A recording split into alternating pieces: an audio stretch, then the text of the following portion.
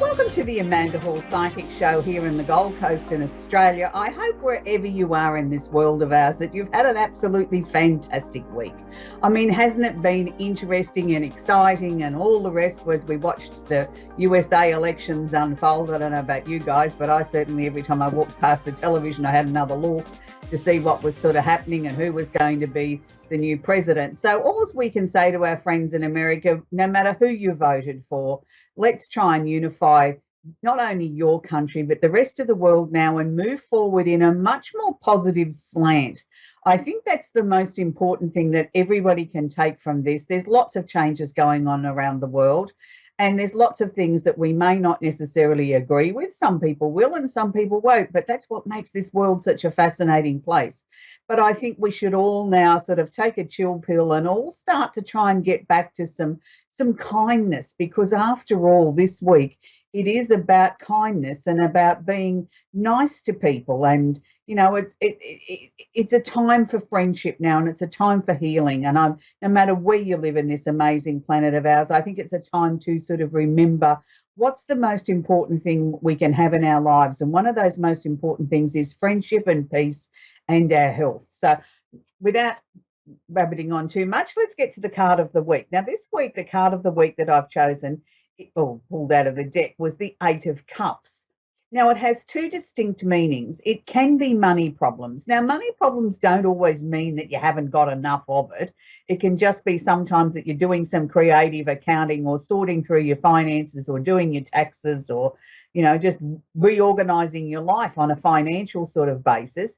That's one meaning. The secondary meaning is turning your back and walking away knowing nothing more can be done on a situation.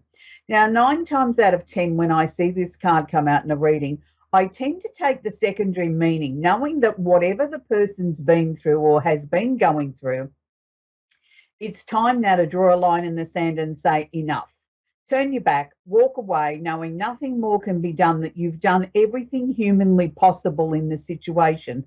It's not a card of defeat. It's a card of actual strength, of knowing now that you've put your best foot forward. You've done as much as you can do. Now, the best thing that you can do for everybody concerned is just turn your back and walk away. Now, this card, all the cards in the Simply Tarot deck were actual scenery that was shot locally here on the Gold Coast, and that's a picture of a beach just about 5 minutes drive away from me called Currumbin. So that's just a little bit of history of the card. Now, look, I'm really excited to talk about, for the very, very first time in a very, very, very long time, astrologically, we've got a great forecast this week. It's really, really exciting for me as an astrologer. All this year it's been about doom and gloom and COVID and this, that, and the other, and everything's just sort of so hard, and it's like we're pushing a wheelbarrow up a hill full of concrete, and you know, we take 1 step forward and 3 steps backwards. Well, from an astrologer's point of view, this is a really, really exciting milestone, because the first time in a very, very long time we have no planets in the solar system going backwards or retrograde at the moment. So it means the energy is finally moving forward.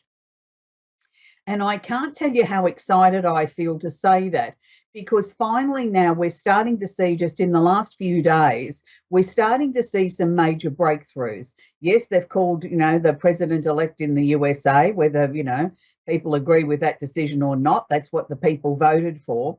And it was an interesting time to have an election right at the end of a Mercury retrograde. It wouldn't have been my choice, because that's where all the confusion comes in and everybody sees things sort of slightly differently, or doesn't have their listening ears on, or whatever the case may be. So I just thought when I saw the date, it was an interesting time to call an election. Mind you, we had a couple here in Australia too, just in the middle of the Mercury retrograde as well. And we had a few people sort of flapping their thoughts around that things weren't right, or the polls weren't right, or this wasn't right as well. So it's just a typical Mercury retrograde. Now, this week we don't have anything retrograde, which is so exciting. And, you know, in the last 24 hours, we've had the potential possibility of a vaccine for COVID-19, which is, you know, is marvellous. Let's not get too excited yet. There's still a way to go before they can sort of roll it out worldwide. But things are heading in the right direction.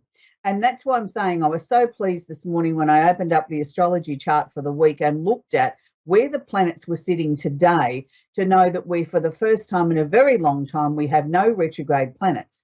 Now, what does this mean? It means that the energy is clear, it's concise, it's able to move forward, it's able to do its job in the way that it's meant to. It's got no obligations, it's got no restrictions, it's got no ball and chain around its leg.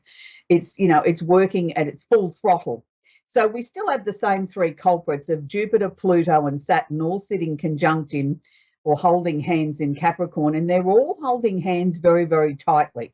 They're not at arm's length anymore. They're sort of holding hands, you know, very, very close, not socially distancing, that's for sure. Now, this is a good thing because Jupiter is leading the charge. Jupiter is the planet of transformation, opportunities, higher mind stuff, overseas travel, things that connected with the world in general. Now, Pluto's the planet of transformation.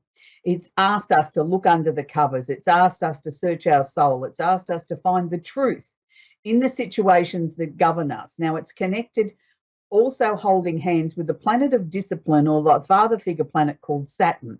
Now, when you have these three planets sitting in Capricorn, which Capricorn rules big business, governments, really, governments, anything officials, doctors, dentists, lawyers, anything that you can think of on an official level.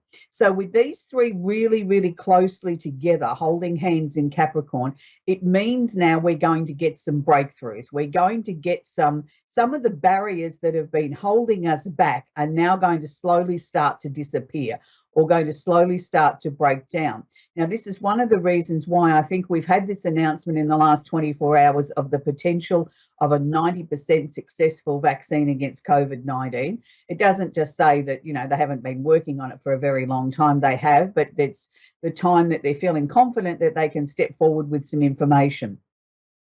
We're on the last few days of the sun in Scorpio, and this is always very intense time of the year when everybody sort of feels their energy levels are a little bit blah, because we're being asked to sort of go inside ourselves and make sure that we've dealt with everything on an emotional level that we need to deal with, regardless of your star sign. But to wrap up the astrology on a positive, or more positive note, even if possible, we've got Chiron, which is not a planet, but it's known as the wounded healer in the astrology chart. Now, he's actually holding hands with Mars, the planet of action, and they're both in Aries. Now, when something's in the sign of Aries, it can mean me first, but more importantly, it's the very first sign of the zodiac. So it means that we can finally start something brand new, or start to sort of all focus together in a very self-centered me first sort of way. But by doing that, we do collectively all join hands together and we can start to heal the planet. So I can't tell you how excited I was when I saw Chiron conjunct Mars this morning in Aries, because to me it was sort of like we've just opened the door to healing. We've just opened the door in a way that everybody's going to get on board, or most of us will, and we'll try and wrap our arms around this pandemic together as a globe. Even though each person has to take their individual responsibility, it is an individual thing that collectively means that we're all going to wrap our arms around this pandemic once and for all. So whether that means people finally get the message and understand the reasons why there's been lockdowns, or why there's been restrictions on their life, and why we need to socially distance, wash our hands, wear a mask when appropriate, or when directed by your own local authorities. Here in Australia, we've had our fair share of it too, not as severe as other parts of the world, but other parts of the world are looking to Australia at what they did differently to what they did. And Melbourne, one of our cities here in Australia, went into lockdown for nearly 3 months. Now, can you imagine that? Nearly 3 months of not being able to leave your home other than to go to a doctor's appointment or buy groceries. That would have been incredibly difficult. And yes, a lot of people said, oh, it was going to wreck their economy and all this sort of thing. Well, they're now 13 days, 12 or 13 days free of no actual new cases and no deaths. So now that's a real record. Here in Australia, we've had, I think, our 3rd day with absolutely no locally transmitted cases. Yes, we've taken some pretty severe measures here, but it doesn't mean that we were out of the woods, or we got it easier because we're an island. We really all had to wrap our arms around it here, and we all had to follow, you know, the lockdowns and things that we were issued, and follow the guidelines that we were taught to do. And we still have a lot of restrictions here in this country. Nothing is certainly back to normal, even though we're virtually nearly COVID free. We still don't even have free travel between the states. So, wherever you are in this world, I suppose what I'm trying to share with you, we've all had to do our bit towards COVID, and we all need to continue to do so. So it's really, really important as we move forward that we follow the rules. Wash your hands, socially distance, wear a mask when in with people. Don't go into crowded situations if you can help it, and just be very mindful that we all want to be here this time next year. And the only way that that can happen is we all have to take responsibility for that. The other thing I want to quickly talk about here in Australia today is the 11th of November. And at 11 a.m. this morning, we stopped for a minute's silence. It's called Remembrance Day here.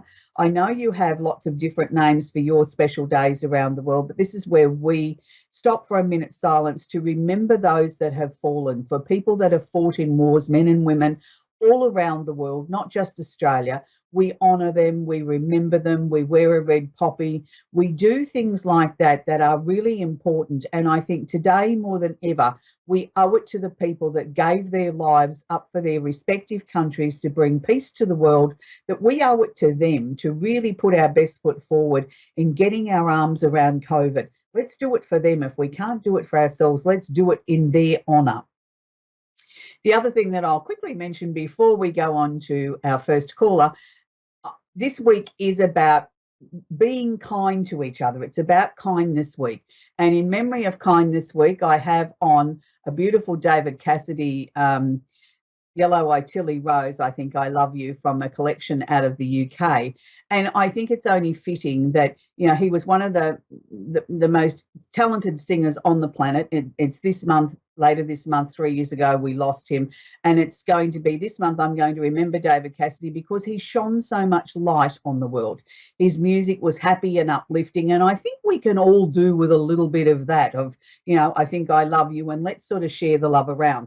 So the candle of the week that I've chosen this week is My Angel in the Sky, and that's for sort of obvious reasons. There's so many people that we've lost, and with it being Remembrance Day, I couldn't think of a more fitting candle than to remember all the people that we've lost in wars and combat around the world. And there's still always wars going on, and there's still people that are in the services that leave their families and, fight for their country. And, I don't think as a collective, as a globe, I don't think we recognise these people enough, the sacrifices that they make away from family and friends and children and loved ones, and put their lives on the line. We all need to show our servicemen and women much, much more respect than we do. So this is the candle of the week, My Angel in the Sky, for all the service people that we've lost over the years in battles, but also for all the people that we've lost this year, whether it be through COVID or whether it be through other means. My heart and my thoughts and my prayers go out to each and every one of you. Loss is never easy, no matter which way it comes, but we all need to sort of try and take responsibility to minimise the loss in whatever way that we can. So we're going to take our first caller, which is Sandy in Newville, Pennsylvania. Are you there, Sandy? Yes, I'm here. Do you have a question I can work with, please, Sandy? A question? You have a question? Yes, sweetie. No, not really. I'm just listening to what you're saying. Okay, but usually if you give me a question, I've got something to work with, because we only have such a limited time on the show. You usually don't ring into the show to get a reading unless there's something that you want an answer to, sweetheart. Mm-hmm. I can do a general situation and look at where your life's going if you're happy with that.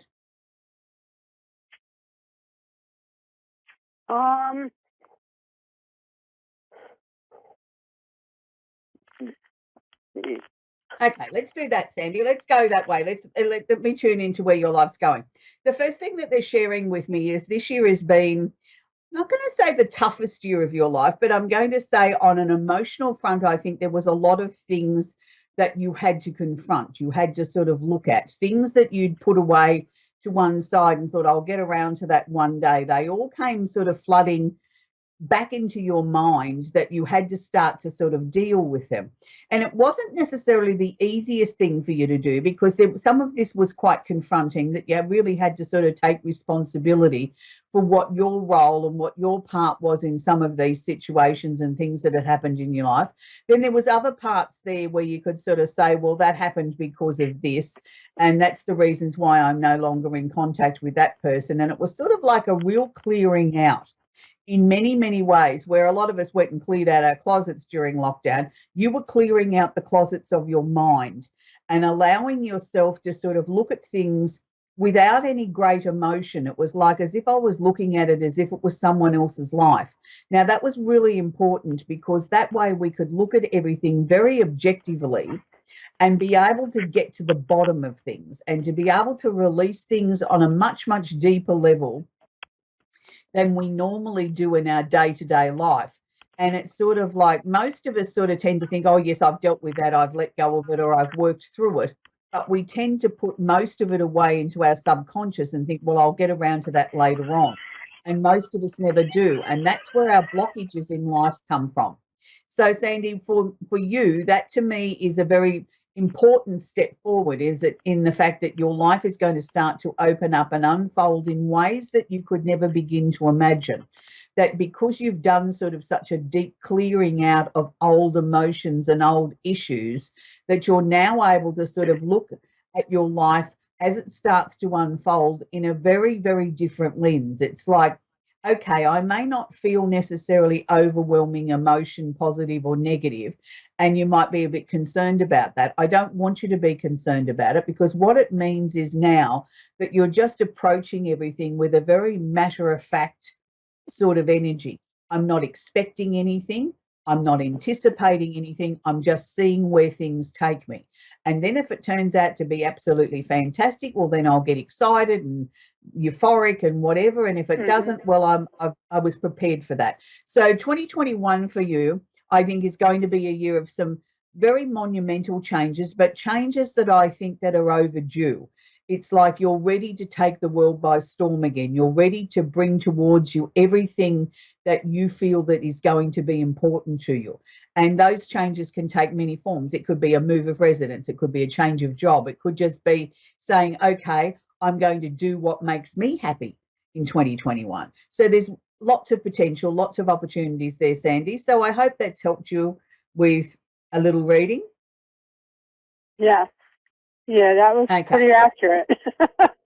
Wonderful. Well, that's what we like to hear, Sandy. So just go with the flow, I think, is the best thing I can suggest to you. Is, don't push anything that doesn't feel urgent. If it feels urgent, then deal with it. If it doesn't feel urgent, just leave it there and just go at your own pace, because you need to now conserve your energy ready for when you need to push or when you need to put extra energy into something. So now's the time to sort of sit back and sort of just be kind to yourself. Sit on the couch and watch the telly, or read a good book, or go for a walk, or don't do anything that isn't urgent. And then that way, then you'll have enough energy in reserve for when you do need to do something, that it's the right thing. But I can only wish you well, Sandy. I really want to congratulate you. You've really worked hard on yourself, and that's not an easy thing to do. So you come out of this session this year with more than a packet of gold stars, sweetie. You've done exceptionally well. So that's where we're going to leave Sandy in Pennsylvania. We're going to talk with Somdara in Catterill. I won't even begin to try and pronounce that. We're going to call you Sweetie in Catterville, Georgia, USA. Are you there, Sweetie? Yes. How are you? I'm sorry, I can't pronounce your name. I'm not very good on names. So how can I help you today, Sweetie? It's Samidra Richard. Right. Well, that's a very pretty name, Samidra. How can I help you? Do you have a question I can work with, sweetie? Not really. I just wanted to know I guess, guidance and about past life. Okay.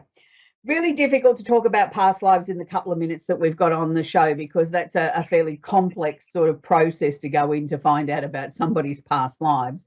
What I can tell you is that on a karmic level, you've had two past lives that have actually been interfering with, or there was some residue that you had to sort out in this life as well as this life. So if there's been a couple of really serious things that have happened in your life that you sort of think, why did that take so long? Or why did my common sense not kick in? Or why was I so obsessed with sticking in a relationship? Let's use that as an example, that I knew was bad for me. Everybody told me it was, but I kept going back to it like a magnet. They're the sort of things that can be what's known as past life residue, or things that we didn't complete in other lives that come into this incarnation that we need to deal with. To me, there was two major things that stood out. They didn't show me exactly what they were, but they showed me two major things that came into this incarnation.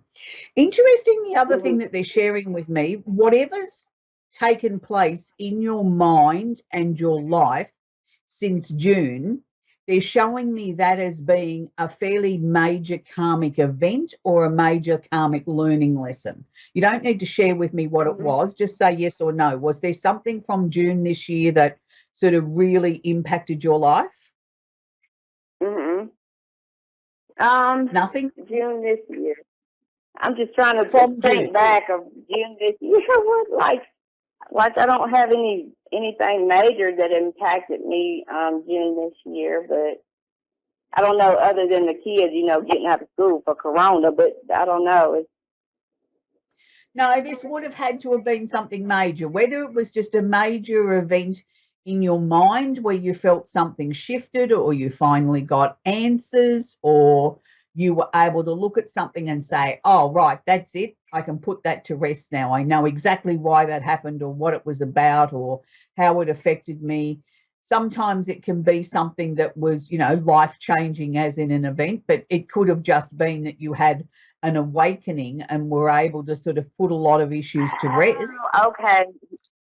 Yeah, I did. I sure did. Probably about my relationship, my current relationship. It's just like, how like you feel like God or something on the inside of you is giving you an awakening about everything, and you can feel, you're just trying to come out of whatever it is that you're trying to come out of in the relationship. Right. Yes. Yeah, and that was around June, like was it? And pain and like just being hurt. Oh yeah, and that's a major thing. But they were showing me whatever it was major and it was karmic. Now, karmic is always connected to past lives. It's not, and relationships are one of those things that, sometimes our head tells us one thing, but our heart tells us something else. And we know in the pit of our stomach it's wrong, and yet we keep going back for more. And we can't put a logical explanation on it. And that's called a karmic relationship. Not all karmic relationships, I want to be very clear, are bad. A lot of them are just lessons that we need to work through. And this is where the word soulmate comes from, because it's the lessons that the soul needs to learn connected with the mate or the personal relationship. And people tend to think, oh, I want my soulmate. And I say to them, no, you don't, because your soulmate means there's a lot of lessons that you have to learn together. What you want is your soul partner, somebody that you can build a life with, that, it's easy, it's not difficult. Soulmates quite often have a lot of difficult lessons like you've experienced, and you need to sort of sort these out. And that's not always an easy thing. So I'm pleased to sort of say from the end of this month, I think things are going to get a lot easier than what they were. There may be a couple of very serious dreams between now and the end of the month that, you're going to wake up. They're not exactly a nightmare, but you're going to wake up and sort of feel, oh, I don't know whether I'm supposed to feel how I'm supposed to feel about this, but I've got an uncomfortable feeling. Look, that doesn't necessarily signal something bad's going to happen. I think what it is that you've walked through this dream, and what you're doing is acknowledging what the dream's sharing with you, but also I think the shedding of a lot of emotion that was connected to past lives or to karma that needed to be sort of resolved. And it's like shedding it on a physical, even though it doesn't necessarily relate to what was in the dream. So please don't be unnerved by that. Just sort of, if it's in the middle of the night and you wake up and you feel uncomfortable, go and put the telly on for a while, or put your favorite music on or something, to just allow yourself to let go of that energy and sort of be able to settle yourself back down for the night. So are you still in the relationship? Are you still in the relationship? Because they were showing me a symbol for a new relationship. Oh. Yeah, but when they show me a symbol for a new relationship, it's either a brand new relationship, or it's the relationship that you're in takes on a new energy. It's like it's brand new again. We've dealt with all the karma. Now we get down to the relationship in this lifetime. So it can be one of two things. So you're still in the relationship? We've lost you. Okay, so whatever the answer is there with that relationship there, quite often when we have karmic relationships, they're very, very difficult to understand, because the karma is that we don't know what the answers are until we get to that point. It's not written in stone. It's not a definite one way or the other. It's going to be good or it's going to be bad. We need to work through those lessons. So this is why karmic relationships are very different to normal relationships where we might not have necessarily had a good relationship. Karma takes a lot to work through. So I hope everybody's enjoyed the show. We've had some interesting callers this week on the show. Don't forget it's Friendship Week, and everybody should remember those that have fallen right around the world. Light a candle, say a prayer, and most importantly, be kind to each other and be kind to ourselves. It's time now for the world to start to heal, and for all of us, each and every one of us, to wrap our arms around COVID and to start beating this virus at its own game. And we can do that. Wash your hands, socially distance, and wear a mask. Until next week, bye for now.